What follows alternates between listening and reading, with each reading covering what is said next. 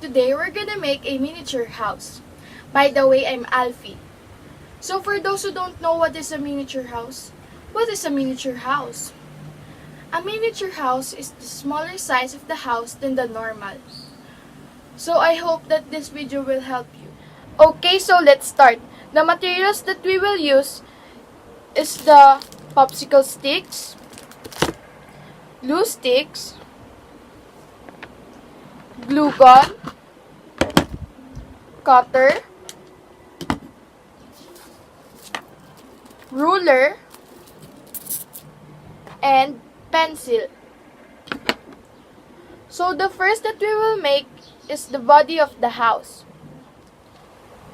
The width of our body of the house is 4 inches and the height of our house is 3.8 inches. And for the window of the house, we need this little box right here. It's measuring 0.5 inches. We need 9 pieces of this little box so we can make 2 windows. That's it.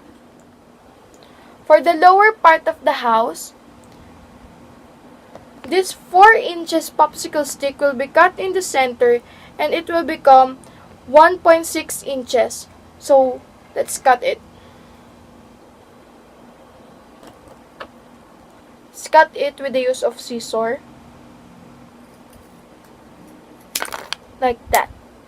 So, we have made 1.6 inches in the popsicle sticks. So, this is the finished product of the front of the house.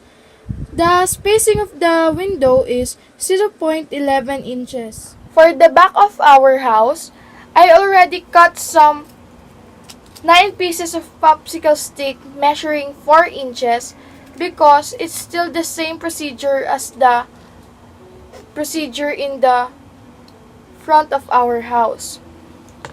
So, I will assemble it using the glue gun. I got my glue gun now, so I will start assembling this. Don't put too much glue gun on this because it's gonna be so messy. Just put the right amount of glue gun.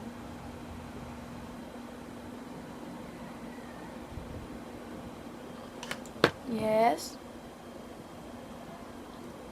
That's it. I finished assembling the back of our house, so I'm going next to the side of our house. So I will get 9 pieces of popsicle sticks. 1, 2, 3, 4, 5, 6, 7, 8, 9.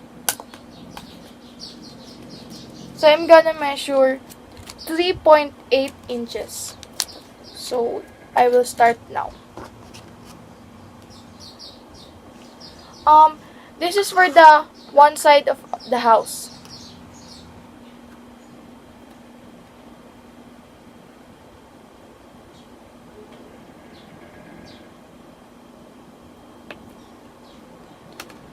So I've already measured it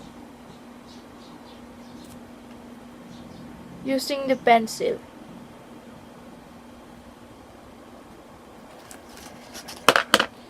So as you can see, I have marked the pencil to see 3.8 inches. So I'm gonna cut it now with the help of our scissors.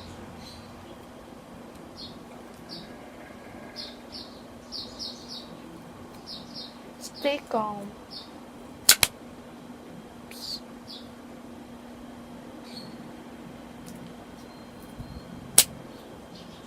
Okay, I've cut the 3.8 inches. I'm going to next just put it like that and just cut it.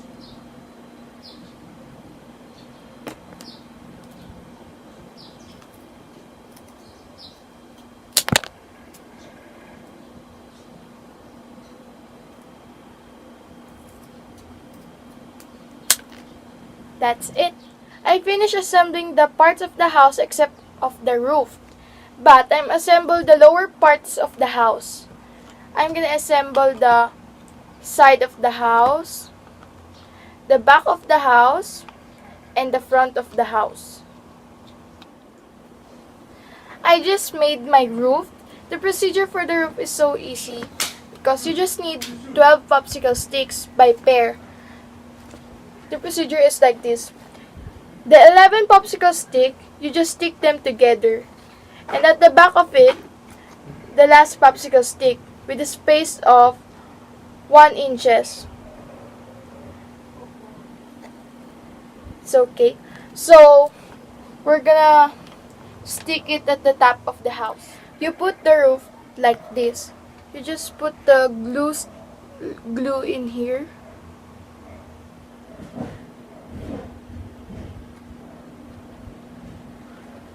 And put it at the top.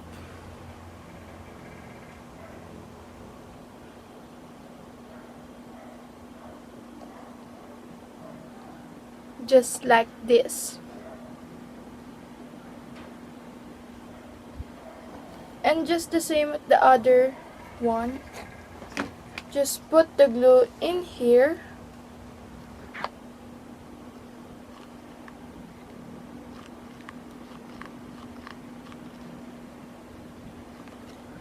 And put it here.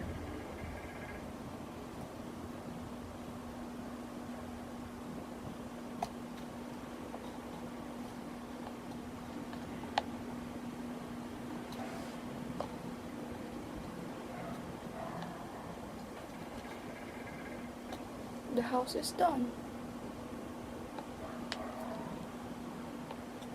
The house is done.